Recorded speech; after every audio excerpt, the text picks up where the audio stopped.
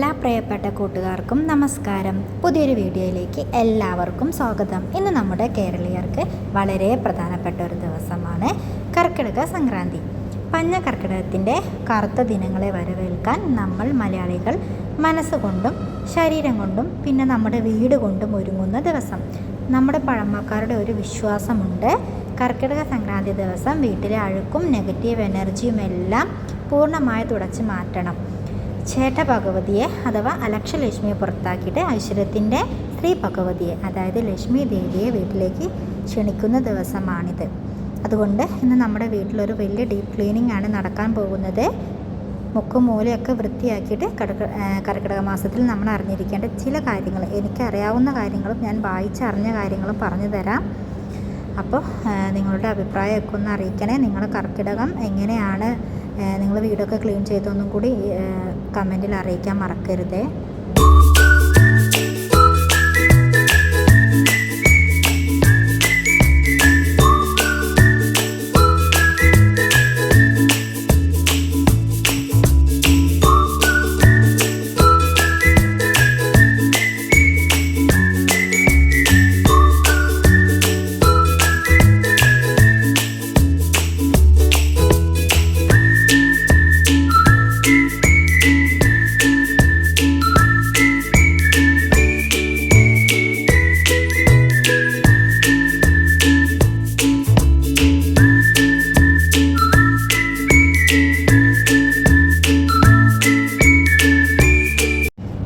പുരാണങ്ങളനുസരിച്ച് വാൽമീകി മഹർഷി രാമായണം എഴുതി പൂർത്തിയാക്കിയത് കർക്കിടക മാസത്തിലാണ്.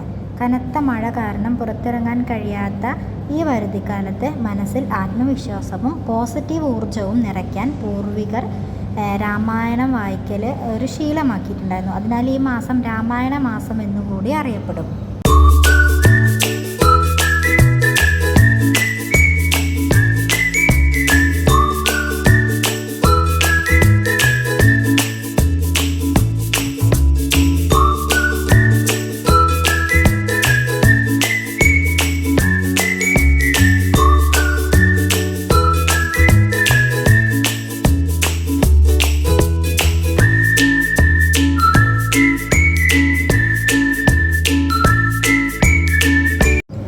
അതുകൂടാതെ ജ്യോതിഷ സങ്കല്പപ്രകാരം ജ്യോതിഷപരമായിട്ട് സൂര്യൻ ചന്ദ്രൻ്റെ രാശിയായ കർക്കിടകത്തിലൂടെ സഞ്ചരിക്കുന്ന സമയമാണിത്. സൂര്യനെ ശിവനായും ചന്ദ്രനെ പാർവതി ദേവിയായും സങ്കല്പിക്കുന്നു. അതിനാൽ കർക്കിടകം ഭഗവതി മാസം എന്നും വിളിക്കും. ഈ മാസത്തിൽ ക്ഷേത്രങ്ങളിലും വീടുകളിലൊക്കെ ഭഗവതി സേവ, ഗണപതി ഹോമം നടത്തുന്നത് വഴി ഐശ്വര്യം ഉണ്ടാകുമെന്നൊക്കെയാണ് വിശ്വാസം.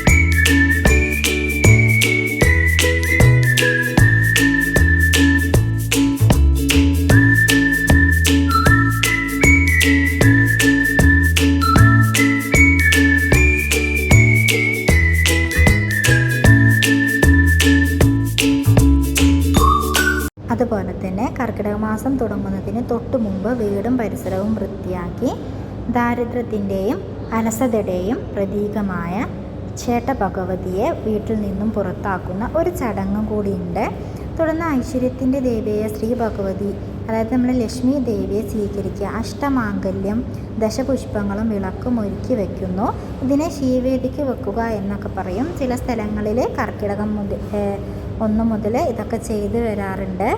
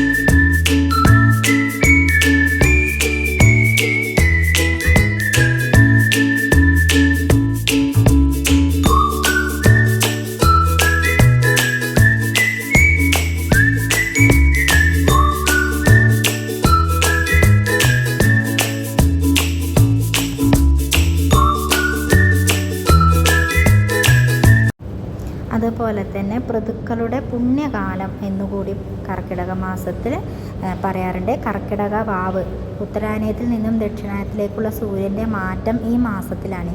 അപ്പോൾ ദക്ഷിണായനം ഋതുക്കളുടെ കാലമായാണ് സങ്കല്പിക്കപ്പെടുന്നത്. കർക്കിടക മാസത്തിൽ അമാവാസി ദിവസം മൺമറഞ്ഞു പോയ പൂർവികർക്ക് ബലിതർപ്പണം നടത്തുന്നത് അവരുടെ ആത്മാവിന് ശാന്തി നൽകുമെന്നും അവരുടെ അനുഗ്രഹം കുടുംബത്തിന് ലഭിക്കുമെന്നൊക്കെയാണ് വിശ്വാസം.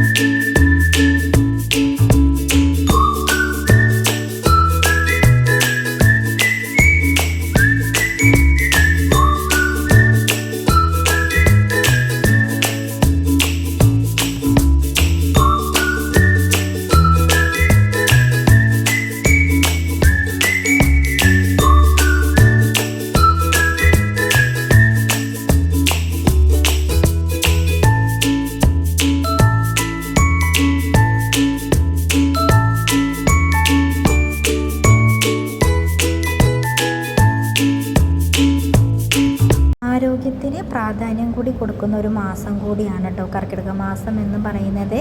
പ്രകൃതി കർക്കിടകത്തിൽ പെയ്യുന്ന, അതായത് ഈ കർക്കിടക മാസം പെയ്യുന്ന മഴ ഭയങ്കര ശക്തമായിട്ടുള്ള മഴയായിരിക്കും. അപ്പോൾ ഈ കനത്ത മഴയിൽ ഭൂമിയിലെ വിഷാംശങ്ങൾ ഒഴുക്കിക്കളയുമെന്നും ഈ സമയത്ത് മുളച്ചു പൊങ്ങുന്ന ആവശ്യത്തെ ചെടികൾക്ക് വീര്യമേറുമെന്നും പുരാതന ശാസ്ത്രത്തിൽ പറയുന്നുണ്ട്.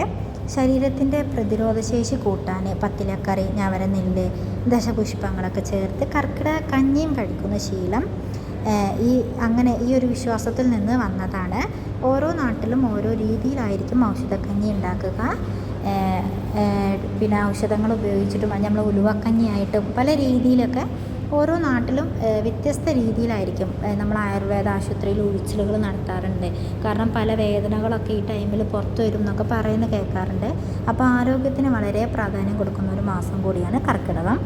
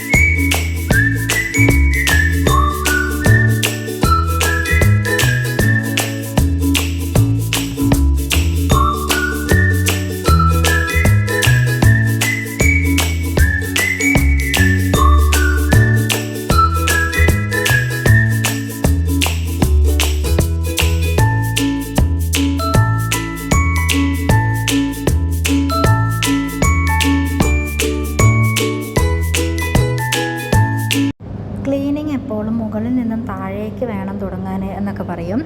ഞാൻ മുകളിൽ നിന്നല്ല തുടങ്ങിയത്, പുറത്തുനിന്നാണ് തുടങ്ങിയത്. പക്ഷേ എന്നാലും മുകളിലില്ല മാറാലിയും ഫാനത്തെ പൊടികളൊക്കെ കേട്ടോ ആദ്യം തുടച്ച് താഴെ ഇട്ടതിന് ശേഷമാണ് ബാക്കി ഭാഗങ്ങളൊക്കെ വൃത്തിയാക്കിയത്. ജനൽ കമ്പിയിലൊക്കെ പൂപ്പലും പായലൊക്കെ ഉണ്ടാകും. കാരണം ഇപ്പോൾ കുറച്ച് ദിവസമായിട്ട് നല്ല മഴയല്ലേ, അങ്ങനെയൊക്കെ ഉണ്ടെങ്കിൽ ബ്രഷൊക്കെ ഉപയോഗിച്ച് തുടയ്ക്കാം. പിന്നെ എനിക്ക് അങ്ങനത്തെ പ്രശ്നങ്ങളൊന്നും ഇല്ലാത്തതുകൊണ്ട് ഞാൻ ഒരു നനഞ്ഞ തുണി ഉപയോഗിച്ചിട്ട് അതൊക്കെ തുടച്ച് വൃത്തിയാക്കി. എല്ലാ ആഴ്ചയും വൃത്തിയാക്കുന്നത് കൊണ്ട് തന്നെ എനിക്ക് വലിയ രീതിയിൽ പൊടികളൊന്നും ഉണ്ടായിട്ടില്ല. അങ്ങനെ അതൊക്കെ വൃത്തിയാക്കി കഴിഞ്ഞതിന് ശേഷമാണ് ഞാൻ നിലമൊക്കെ ഒന്ന് അടിച്ചു വാരിയിട്ടത്. ബെഡ്ഷീറ്റും കാര്യങ്ങളൊക്കെ നേരത്തെ ഞാൻ സോപ്പും വെള്ളത്തിലിട്ട് വെച്ചിരുന്നു. കാരണം ഇപ്പോൾ 2-3 ദിവസമായിട്ട് നല്ല വെയിലുണ്ട്. അപ്പോൾ ക്ലീനിങ് തീരുന്നതിന് മുമ്പ് തുണി അങ്ങ് ഉണങ്ങി കിട്ടിക്കോട്ടെ എന്ന് വിചാരിച്ചിട്ട് ആദ്യം അതൊക്കെ ചെയ്തിട്ടാട്ടോ തുടങ്ങിയത്. ക്ലീനിങ് മുഴുവനും ഞാൻ വീഡിയോയിൽ എടുത്തിട്ടില്ല.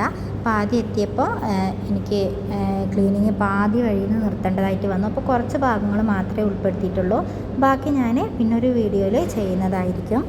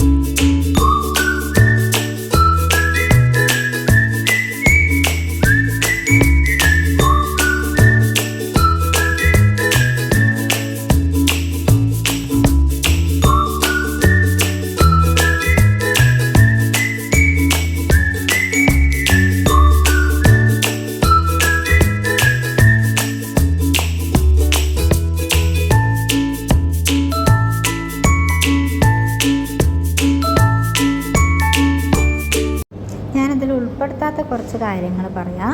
കർക്കിടകത്തിൽ ആരോഗ്യത്തിന് വലിയ പ്രാധാന്യമുള്ളതാണ്. അപ്പോൾ അതുകൊണ്ട് തന്നെ നമ്മൾ അടുക്കള അതീവ ശുദ്ധിയായി ഇരിക്കണം.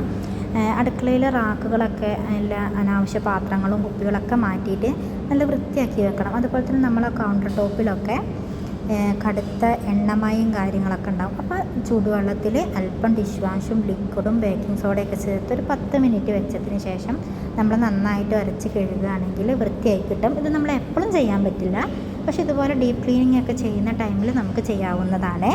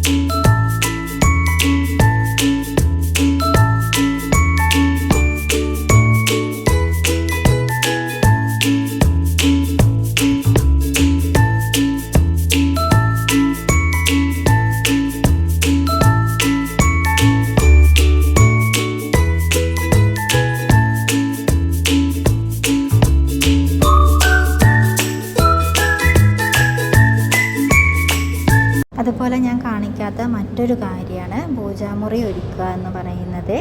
രാമായണ മാസത്തിൽ പൂജാമുറി നല്ല ലക്ഷ്മി ദേവി വിളയാട്ടമുള്ളതാക്കി മാറ്റണം എന്നാണ് പറയുക. അപ്പം നമ്മളെ പാത്രം എന്താ പറയുക, നിലവിളക്കും കാര്യങ്ങളൊക്കെ നന്നായിട്ട് കഴുകി വൃത്തിയാക്കി വെക്കണം.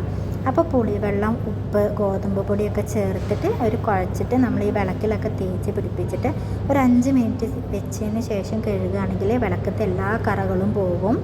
അപ്പോൾ അതൊന്നും എനിക്ക് വീഡിയോയിൽ കാണിക്കാൻ പറ്റിയിട്ടില്ല. അപ്പോൾ കിച്ചൺ ക്ലീനിങ്ങിൻ്റെയും അതുപോലെ കിച്ചൺ ക്ലീനിങ്ങിൻ്റെയും വിളക്ക് വൃത്തിയാക്കുന്നതിൻ്റെയൊക്കെ ഒരു വീഡിയോ ഞാൻ പിന്നെയും ചെയ്യുന്നതായിരിക്കും. അപ്പോൾ ഇത്രയേ എനിക്കിതിൽ ഉൾപ്പെടുത്താൻ പറ്റിയിട്ടുള്ളൂ.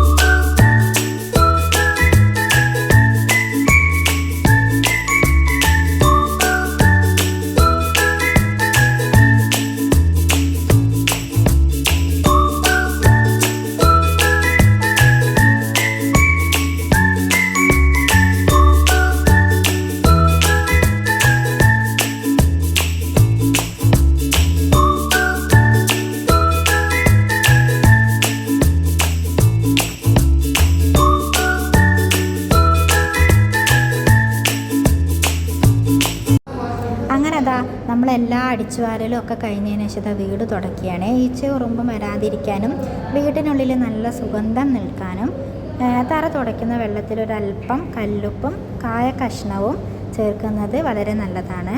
കല്ലുപ്പ് വീട്ടിൽ നെഗറ്റീവ് എനർജി മാറ്റുമെന്നാണ് വിശ്വാസം. അതുപോലെ തന്നെ ക്ലീനിങ് ഒക്കെ കഴിഞ്ഞ് കുളിച്ച് ശുദ്ധിയായി സന്ധ്യയ്ക്ക് ഉമ്മറത്തും പൂജാമുറിയിലൊക്കെ വിളക്ക് കൊളുത്തിയിട്ട് വീട്ടിൽ പഴയ സാധനങ്ങൾ ചേട്ടയൊക്കെ പുറത്ത് കളഞ്ഞ് ചേട്ടഭഗവതിയെ പുറത്താക്കുന്ന ചടങ്ങ് നമ്മൾ ചില ആൾക്കാരൊക്കെ ചെയ്തു വരാറുണ്ട്. ഇവിടെ പിന്നെ അങ്ങനെയൊന്നുമില്ല കേട്ടോ. ഇവിടെ പൊട്ടിയ പാത്രങ്ങളും പൊട്ടിയ കണ്ണാടി വസ്ത്രങ്ങളൊക്കെ നമ്മൾ ഇപ്പം തന്നെ ഉപേക്ഷിച്ച് കത്തിച്ച് കളയേണ്ടത് കത്തിച്ച് കളയാണ് ചെയ്യാറ്. അത് സന്ധ്യക്കായിട്ട് മാറ്റി വയ്ക്കാറില്ല. ഓരോ സ്ഥലത്തും ഓരോ ആചാരങ്ങളാണ്. അപ്പോൾ എൻ്റെ ക്ലീനിങ് കംപ്ലീറ്റ് ഇവിടെ കഴിഞ്ഞിരിക്കുന്നു. അപ്പോൾ എൻ്റെ വീഡിയോ ഇവിടെ ഞാൻ സ്റ്റോപ്പ് ചെയ്യാണ്. നിങ്ങൾക്ക് എല്ലാവർക്കും ഇഷ്ടപ്പെട്ടെന്ന് കരുതുന്നു. ഇഷ്ടപ്പെട്ട ചാനൽ സബ്സ്ക്രൈബ് ചെയ്യാനും ലൈക്ക് ചെയ്യാനും മറക്കരുത്. Tata bye.